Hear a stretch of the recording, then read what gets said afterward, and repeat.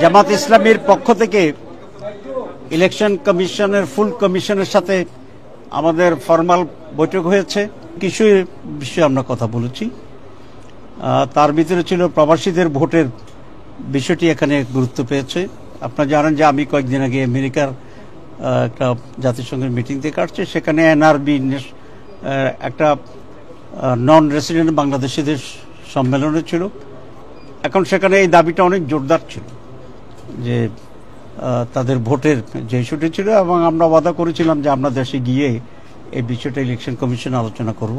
তো সে ওয়াদাটা আজকে পূরণ হচ্ছে, আমরা এই বিষয়ে আলোচনা করেছি। এরপরে আমরা যেটা পিআর এর ব্যাপারে আমরা কথা বলেছি যে পিআর পদ্ধতি আর ট্রেডিশনাল পদ্ধতি, দুইটা পদ্ধতি আছে। আগে তো ট্রেডিশনালি ছিল, কিন্তু আমরা দেখছি 54 বছরের নির্বাচনে এই ট্রেডিশনাল পদ্ধতি নির্বাচনকে সুষ্ঠু করে নাই, বরং অসুস্থ নির্বাচন আমরা পেয়েছি।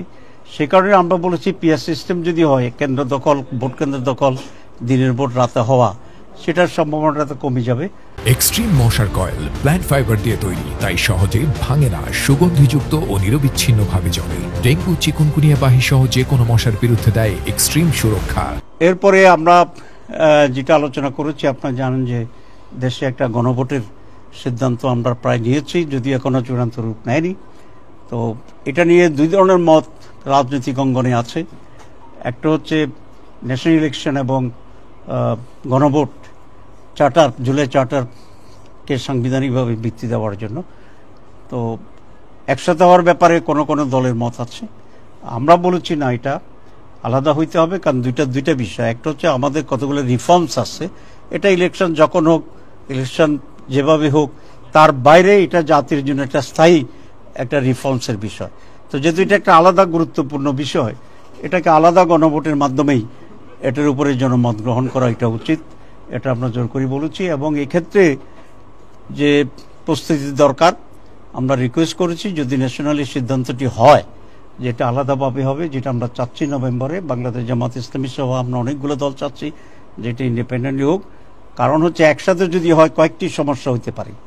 প্রথম সমস্যা হচ্ছে যে প্রত্যেকটি দল তখন তার জাতীয় নির্বাচনের প্রতীকে বিজয়ের জন্যই ভেরি সিরিয়াস থাকবে, এবং রিফর্মস আছে কি নাই পাশে এটা তখন আর মাথা কাজ করবে না। দুই, ইলেকশন যদি কোনো জায়গায় দখল হয়ে যায় তাহলে রিফর্মসের ব্যালটও দখল হয়ে যাবে, সুতরাং একটার সাথে আর একটার ভাগ্য অঙ্গাঙ্গভাবে জড়িত হয়ে যাবে।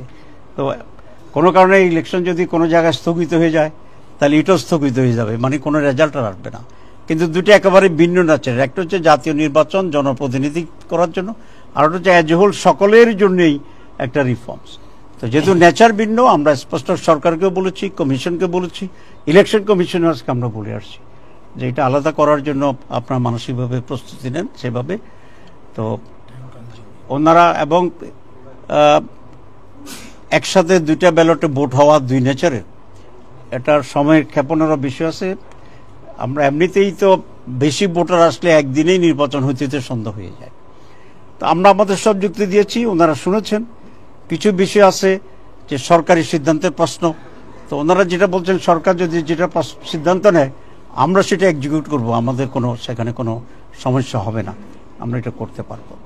তো এই সকল বিষয়ই আজকে মূলত আমাদের সাথে আলোচনা হয়েছে।